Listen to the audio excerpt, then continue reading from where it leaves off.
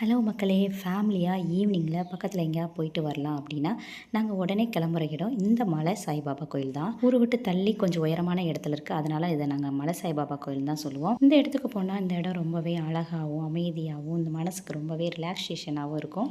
எல்லா சாய்பாபா கோயில் மாதிரி இங்கேயும் ஆரத்தி சாங் படிப்பாங்க. இந்த கோயில் பார்த்திங்கன்னா 2 ஃப்ளோராக இருக்குது. ஃபர்ஸ்ட் ஃப்ளோரில் தான் சாய்பாபா இருக்கார். அங்கே தான் பூஜைகள்லாம் நடக்கும். இந்த கோயிலில் ஒவ்வொரு வாரமும் ஞாயிற்றுக்கிழமை வியாழக்கிழமை அன்னதானம் உண்டு. இங்கே வந்தால் எங்கள் குழந்தைங்களுமே ரொம்பவே என்ஜாய் பண்ணுவாங்க. இங்கேருந்து பார்த்தோம்னா மொத்த திருநெல்வேலியும் பார்க்க முடியும். நாங்கள் போனோம்னா இந்த கோயிலில் கண்டிப்பாக ஃபோட்டோஸ் அண்ட் வீடியோஸ் எடுத்துருவோம். நம்ம விருப்பப்பட்டோம்னா இங்கே ஏதாவது அன்னதான பொருட்கள் வாங்கி கொடுக்கலாம், இல்லைனா அன்னதானத்துக்கு டொனேஷன் பண்ணலாம்.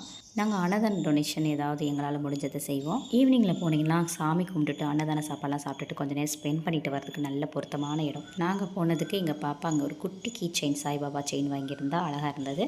அன்னதானம் இல்லாத நாட்களில் கண்டிப்பாக சாமி பிரசாதம் உண்டு. உதி, பிஸ்கட் இந்த மாதிரி ஏதாவது கொடுப்பாங்க. இந்த பில்டிங்கோட லெஃப்ட் சைடில் சாய் உதியும் பிள்ளையார் கோயிலும் இருக்குது. தென் கிரவுண்ட் ஃப்ளோரில் பார்த்தீங்கன்னா சாய்பாபா ஃபோட்டோ வச்சுருப்பாங்க. மெடிடேஷனுக்குன்னு இதை வந்து ஒதுக்கியிருக்காங்க.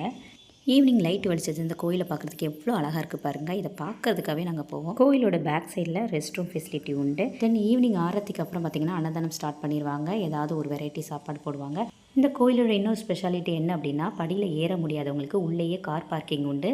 அது பக்கத்தில் உள்ள ரேம்ப் வழியாகவே போய் நம்ம சாமி கும்பிட்டுட்டு வர முடியும். இங்கே ஒரு குட்டி டாக் இருந்தது. அது கூட எங்கள் பாப்பா ரொம்ப நேரம் விளையாண்டுட்டு இருந்தா. அதுக்கப்புறம் அந்த டாக்குக்கு பாய் சொல்லிவிட்டோம். நாங்கள் கிளம்பிட்டோம்.